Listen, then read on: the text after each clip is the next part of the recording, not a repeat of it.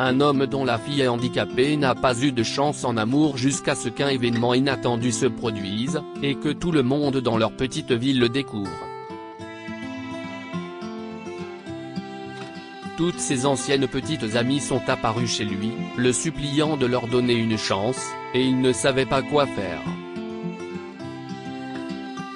Lorsque ma petite amie Lucia est tombée enceinte, nous ne savions pas à quoi nous attendre, mais nous étions excités.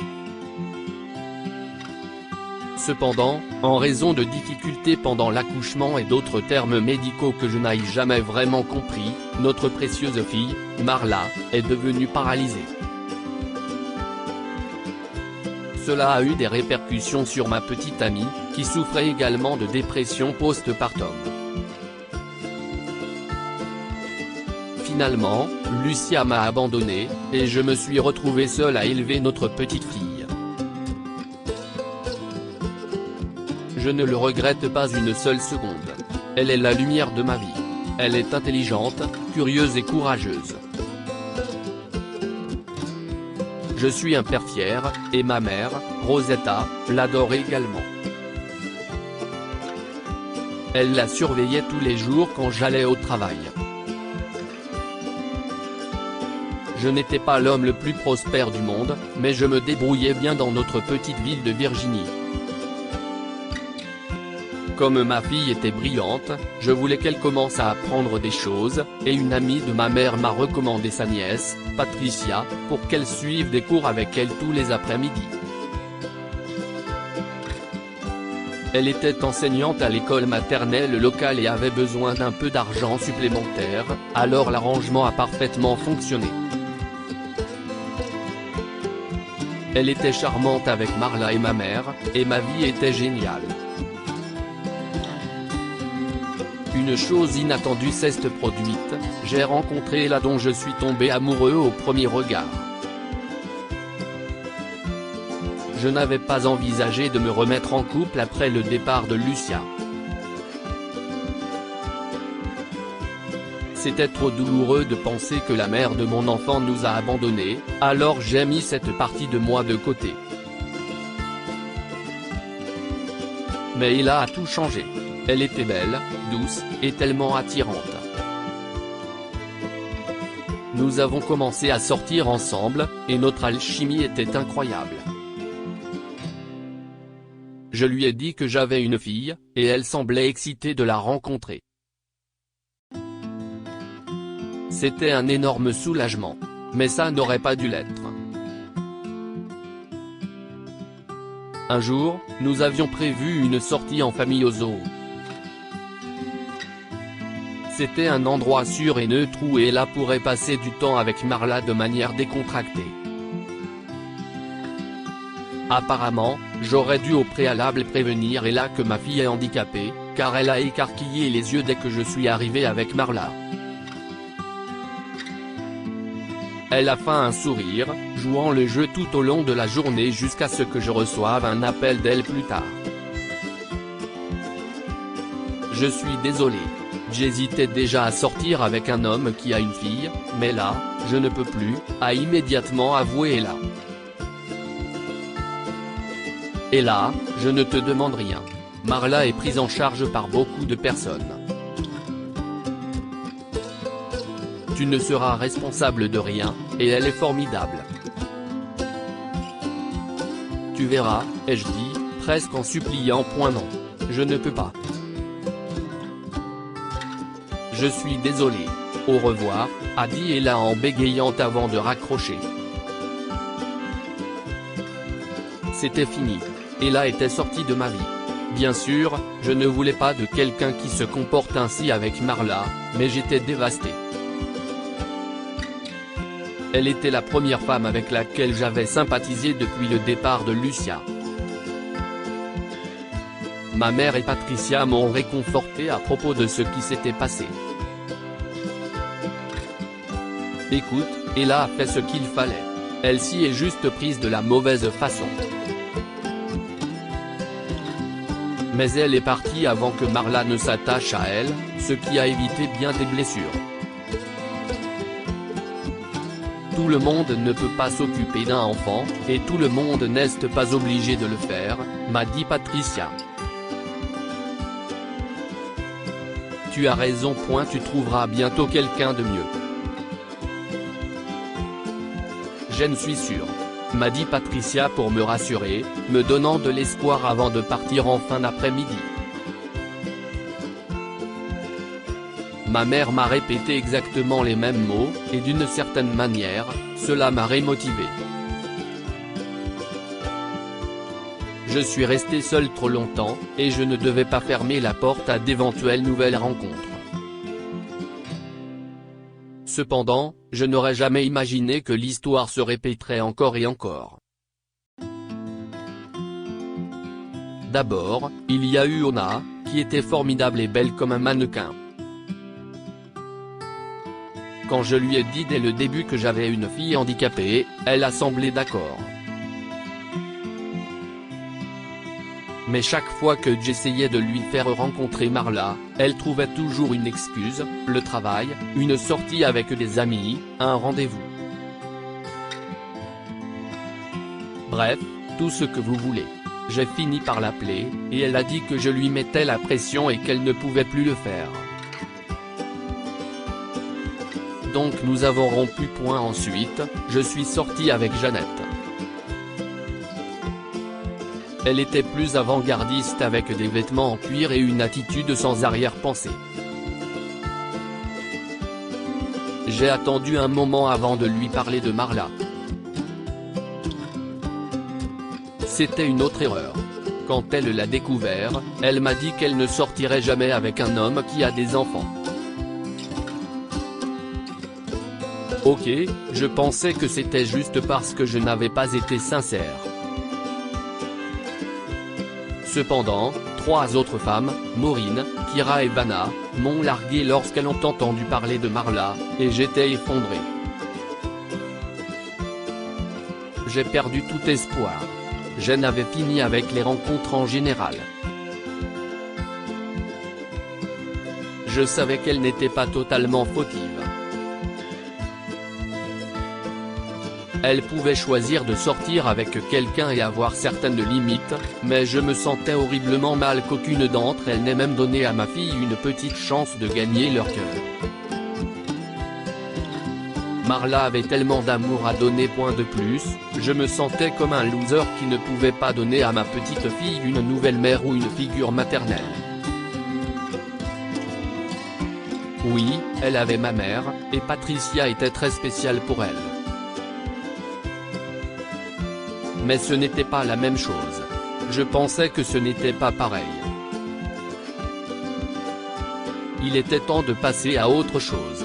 Un jour, je ramenais Marla d'une sortie à l'aquarium quand elle a voulu une barre Snickers et un soda à la supérette voisine. Nous sommes entrés, j'ai acheté les articles, et ma petite fille a suggéré quelque chose d'étrange.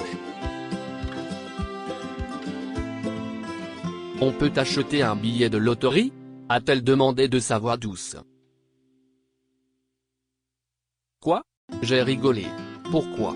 J'ai vu l'émission à la télé avec grand-mère. Je veux en acheter un.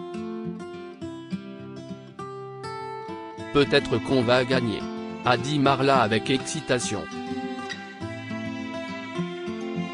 Je savais que ma mère était accro aux émissions de loterie, même si elle n'en achetait jamais, alors j'ai haussé les épaules et j'ai acheté un exemplaire de chaque lot à la supérette pour que Marla puisse s'amuser. Je n'aurais jamais pensé que cet achat allait littéralement changer nos vies. Nous sommes allés chez ma mère pour suivre certaines de ses émissions de loterie. Il y avait aussi quelques grattoirs, où Marla a gagné 5 $. Mais il y avait un gros lot, apparemment, d'une valeur de près d'1 million de $, et ma mère était impatiente de voir qui allait le gagner. Elle était en train de vérifier les numéros avec ma fille quand je me suis levé pour aller chercher un verre, et soudain, toutes deux ont crié fort. On a gagné. On a gagné. Je me suis moqué d'elle. Bien sûr, on a gagné 1 million de dollars. Ai-je plaisanté en secouant la tête. Andrew, nous avons gagné, m'a dit ma mère avec un air sérieux, en insistant sur le dernier mot, et j'ai fixé son visage pendant une longue minute. Il m'a fallu des semaines pour finalement réaliser que c'était vrai. Même après avoir déposé l'argent à la banque, je pensais qu'il allait disparaître. Mais il était là, presque 1 million de dollars. J'ai décidé de l'utiliser immédiatement à bon escient. J'ai commencé par rendre notre maison plus adaptée aux personnes handicapées, en installant des rampes d'accès et en facilitant l'accès de Marla aux objets de la maison. Nous avons fait de même pour la maison de ma mère.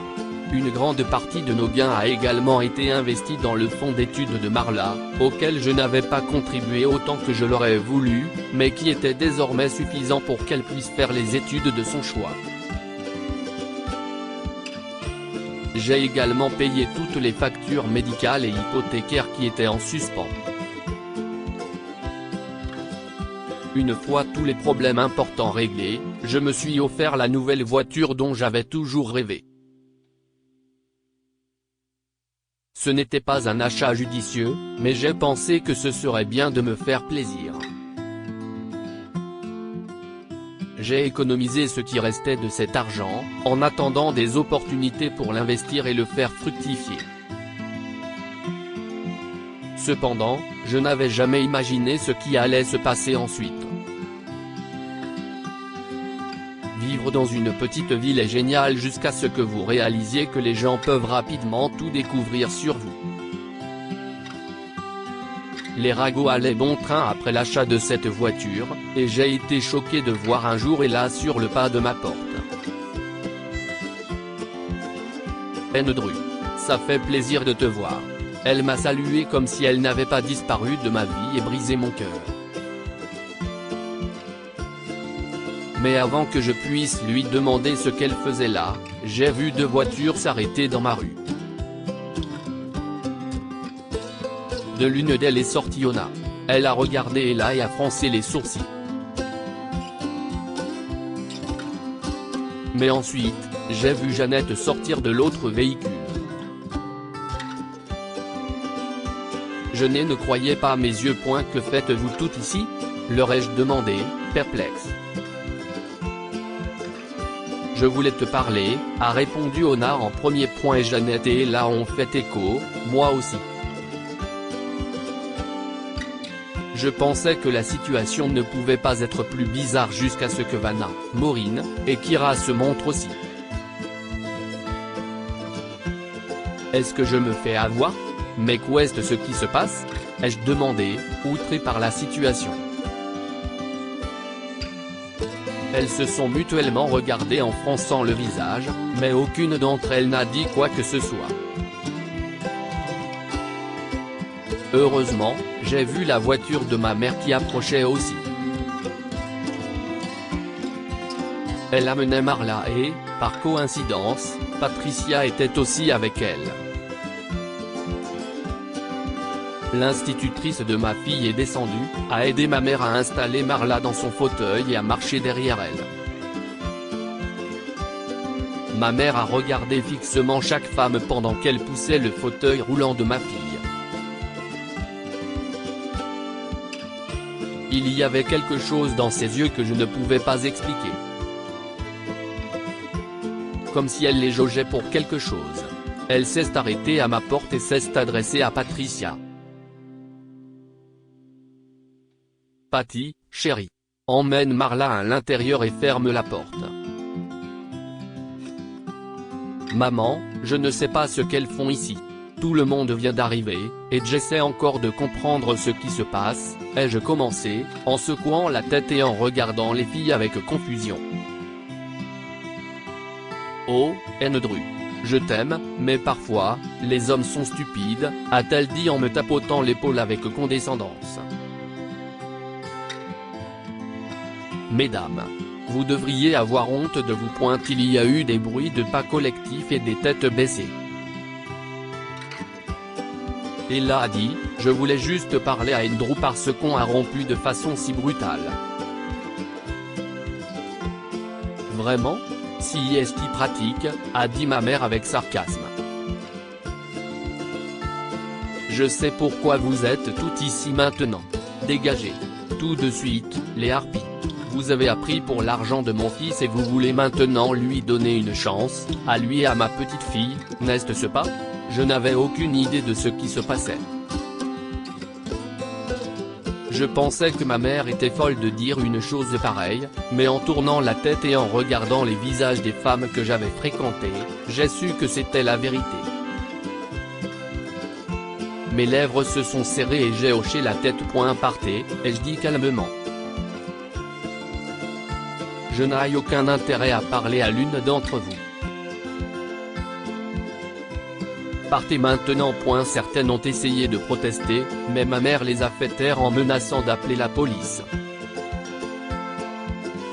Son plan a fonctionné puisque lentement et sûrement, elles sont toutes parties. Je suis rentré à l'intérieur et j'ai ri aux éclats. J'étais à moitié perplexe et à moitié soulagé. Je ne pouvais pas croire que ces femmes étaient venues juste parce que j'avais déjà de l'argent. Ma mère a également ri, avant que Patricia et Marla nous rejoignent. Bien sûr, ma fille ne savait pas exactement ce qui se passait, mais elle était simplement heureuse. Elle était satisfaite des personnes présentes dans cette pièce et heureuse de partager notre joie. Ma mère est allée la mettre au lit et j'ai invité Patricia à s'asseoir avec moi sous le porche arrière. Nous avons parlé de la situation et ri de l'audace de certaines personnes. Ma mère est partie quand Marla s'est endormie, et je l'ai remerciée. Pour absolument tout point, mais ce soir-là, Patricia est restée un peu plus longtemps, et j'ai compris que la personne que je cherchais était juste devant moi. Elle aimait déjà ma fille, ma mère et moi. J'avais eu le cœur brisé tellement de fois que je ne l'avais pas vue sous cet angle. Je l'ai invitée à sortir quelques semaines après et nous nous sommes mariés 2 ans plus tard. Patricia a adopté Marla quand ma petite fille avait 10 ans, et nous avons eu 2 autres enfants qui aimaient passionnément leur grande sœur. Parfois, les meilleures choses de la vie sont déjà là, devant vous. Il suffit d'ouvrir les yeux pour les voir. Que pouvons-nous apprendre de cette histoire? Certaines personnes ne valent pas la peine qu'on leur consacre du temps, et on devrait être content de ne pas les avoir dans notre vie. Les femmes qu'Andrew a choisies ne méritaient pas de faire partie de sa vie, car elles lui ont tourné le dos lorsqu'elles ont appris pour Marla. À la fin, il savait qu'il avait évité une grosse balle. Ouvrez les yeux sur les personnes merveilleuses qui vous soutiennent et vous aident déjà. Andrew n'a pas réalisé que Patricia était la femme parfaite pour lui jusqu'à ce qu'il reçoive la visite de ses ex-copines à cause de son argent. Lire aussi, ma fille se plaint de ma surprotection jusqu'à ce qu'elle devienne la mère célibataire de jumeaux 1 an plus tard. Cette histoire est inspirée de la vie quotidienne de nos lecteurs et rédigée par un écrivain professionnel. Toute ressemblance avec de véritables noms ou lieux est une pure coïncidence. Toutes les images sont utilisées uniquement à des fins d'illustration. Partagez votre histoire avec nous. Elle changera peut-être la vie de quelqu'un. Si vous souhaitez partager votre histoire, envoyez-nous un mail à info@amomama. Abonnez-vous à Amomama sur Google News.